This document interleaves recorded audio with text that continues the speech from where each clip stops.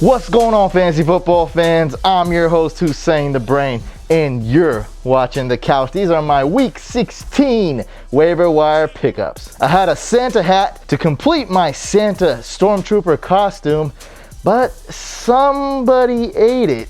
I don't know who. Anyway, welcome to the championship game. It's Week 16. That's the Fantasy Football Super Bowl for most of you.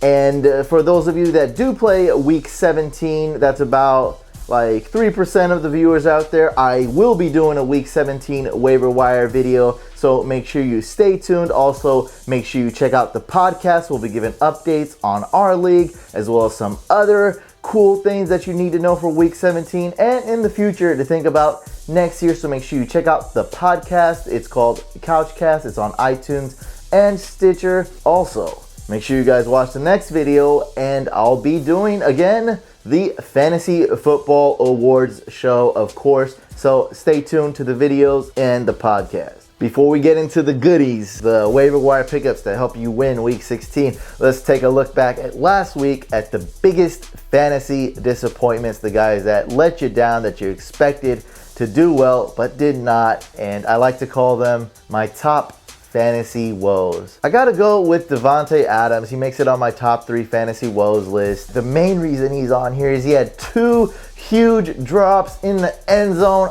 Aaron Rodgers threw basically perfect passes to him. I mean, this guy could have had 20 fantasy points, but he had like 2 fantasy points, and he has to make my list. Also, Tyler Eifert.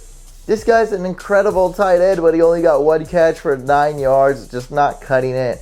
And it's just horrible when you're in the semifinals and you start Tyler Eifert. You need a big game from him. But my top fantasy woe has to go to Jordan Reed. This guy, just right when he seemed like, okay, he's in the game, he's toughing it out. He looked really hurt. He caught a ball. Right after he caught a reception Monday night, he gets into a fight and tries to punch this dude who's, of course, wearing a helmet, gets ejected. You don't trust Reed this game, but sometimes you have to start him. I mean, what are you going to do? Go pick up, like Gary Barnidge, or start Jordan Reed, who plays Monday night, and we don't know how healthy he is. You had to start Jordan Reed if you had him, most likely, and he disappointed severely. Not a lot of quarterbacks to pick up this week, but Jameis Winston is only owned in 75% of leagues. He is facing the Saints. Could be a shootout. We thought so last time. It wasn't. Let's just say it should be more of a shootout than last time. That was such a disappointment for Jameis and Drew Brees owners. I really like him. Chances are you don't really need a quarterback this week, but I'm putting it out there for, some people may be able to find Jameis on the waiver wire. Also, Blake Bortles, he's being dropped in a lot of leagues. Gosh, this guy's really sucked, but fantasy-wise, he's been top 15, which is kind of weird. You really expect him to be, he seems like as bad as Brock Osweiler, but stat-wise, fantasy-wise, he hasn't been that bad. Faces a decent matchup here against the Titans. That's not too bad. So, he's available out there. For those of you in dual QB leagues and deep leagues, you may want to pick up Blake Bortles. Decent matchup. Titans have pretty good run defense and not so good pass defense. And in even deeper leagues and deep dual quarterback leagues, just want to give quick updates. Brock Osweiler is going to be benched. Tom Savage gets to start over there for the Houston Texans. Matt Moore is expected to play again. I believe Tannehill is going to be out for a little while. And Case Keenum might start with Jared Goff in the concussion protocol still. He scrambled on a play, didn't keep his head on a swivel, and got cracked by Richard Sherman, and that's how he suffered the concussion over there in Seattle. For running backs, 3 guys that are just about must pickups in PPR leagues if it's 12-man, and if it's 10-man, maybe deserving a pickup.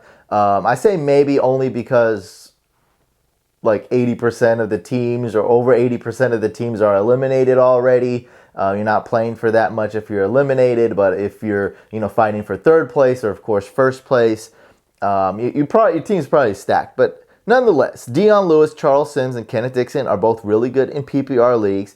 We saw Dion Lewis be used much more this previous game. A little bit of a surprise. Blunt is basically, I'd say, the goal line back. And Dion Lewis now is just awesome. He's almost back to how he was last year. Kenneth Dixon did not get any targets in the passing game last week, but I'm not worried about that. I think he'll get targets. I think it's more about the game flow. I think they will be passing to Dixon much more if they were to fall behind in a game. So like we saw against the Patriots ran up the score right away, instantly.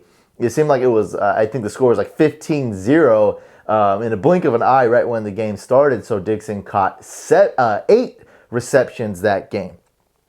And other running backs to consider, Derrick Henry facing the Jaguars, decent matchup.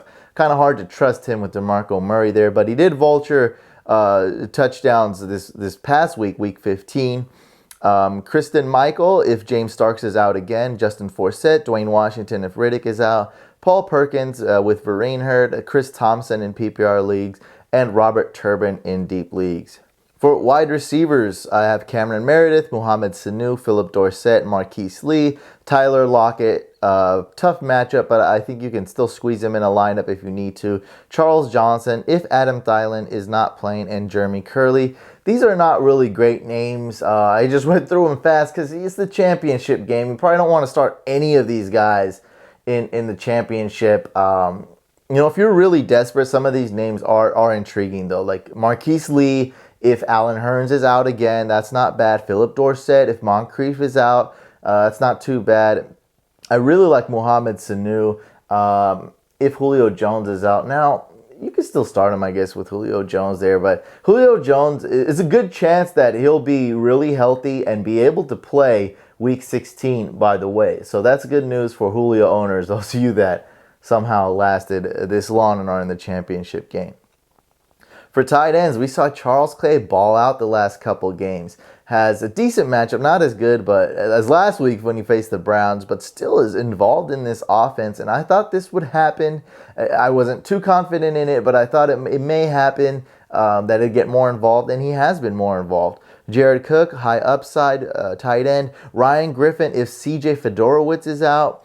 Garrett Selleck is like the only healthy tight end really on the Niners. Well, they have other tight ends, but he's the starting tight end, should be the main tight end over there in San Francisco. McDonald is out, and the other tight end, which I can't remember his name, so I throw to like 4 tight ends. Blake Bell is also out as well. Jesse James, if Ladarius Green is out, and you could take a flyer on Antonio Gates or Hunter Henry, whichever you think's gonna catch a touchdown. They have a great matchup though. They're going against the Browns, and you could go with Jack Doyle or Dwayne Allen. I like Jack Doyle a little bit more. I think he is a better chance at probably get more receptions and more red zone targets, so a higher chance of just getting more fantasy points, even if he doesn't score a touchdown, and has a higher chance of scoring a touchdown. That's what I believe when I look at the stats. And we have Vernon Davis, especially if Jordan Reed can go. And if he can go, I mean, we know he's far from 100%. He looked horrible. So Vernon Davis, not a bad pickup in deeper formats. For those of you that ask me about defenses, what about this defense? What about that defense? This is a waiver video, okay? So I only try to put players that are available like in 50% of leagues or more. With defenses and kickers, sometimes I throw heavily owned kickers because they fluctuate more. I see a lot of leagues like 80%, 90% owned kickers sometimes are available. People just don't care about that position. So sometimes they're available. But if a defense is owned in 85% of leagues, I'm not going to put them on my waiver list. You see what I mean? So obvious defense to start this week. The Patriots going against the Jets. The Chiefs going against the Broncos. Like, no brainer. But those defenses they're the top 5 owned defenses. It's obvious, choices. If you're in a competitive league, they're not going to be available. So defenses that might be available, the Packers going against the Vikings. The Vikings put up no points. Their offense is horrible. Their line is horrible. Adrian Peterson coming back didn't really help them at all. So you got the Packers defense, and not a big difference between these guys, but I try to, especially because it's week 16, it's an important game, I try to factor in safety even more this week when I rank my waivers. And that's why I like the Packers. I don't see the Vikings scoring a ton of points. The Packers defense has been improved. They've been really good the last few weeks. The Giants defense has just been awesome this year, and they face the Eagles. They're in Philadelphia. Now, Janoris Jenkins, it seemed to really worry me when I saw him get hurt recently, but he actually has a good chance of playing this Thursday. So keep tabs on him. If he can practice really well, you know, he seems pretty healthy. That's going to be a little boost to their defense. He's a starting defensive back for the Giants. So we got the Giants D against the Eagles. Should be a low-scoring game. Chargers facing the Browns, enough said. Texans facing the Bengals, a subpar team this year. Pretty big disappointment. And Texans D has been surprisingly doing well. They had a pretty easy schedule, but I didn't see them doing this well without J.J. Watt. And they put together some pretty good games. I mean, they're actually winning too. We have the Titans going against the Jags, Eagles going against the Giants. Not too confident in them, but they are at home. The Eagles defense plays much better at home. This could be a low-scoring game.